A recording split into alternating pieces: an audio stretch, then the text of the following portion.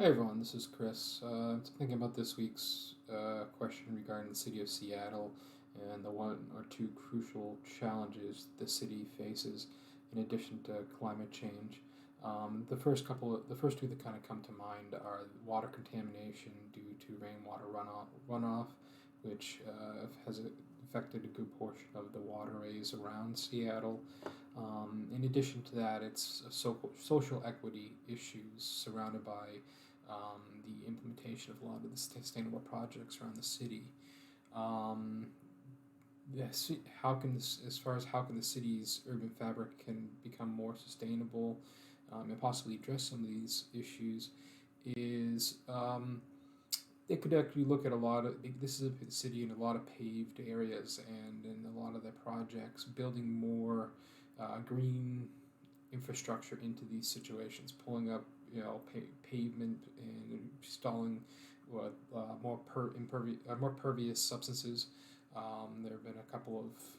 of articles I've seen that have systems where there's green or dirt kind of in the middle of the concrete that allows the earth below it to kind of absorb more of the water that um, is needs to kind of helps to absorb some of the chemicals that could become coming through the rainwater runoff before it hits the waterways. The added effect, obviously, is with these types of systems, you get more greenery in the space, which is more aesthetically pleasing for the people that are living in the areas that they're doing this in. Um, Another thing they'll probably need to consider to make it more effective in implementing these plans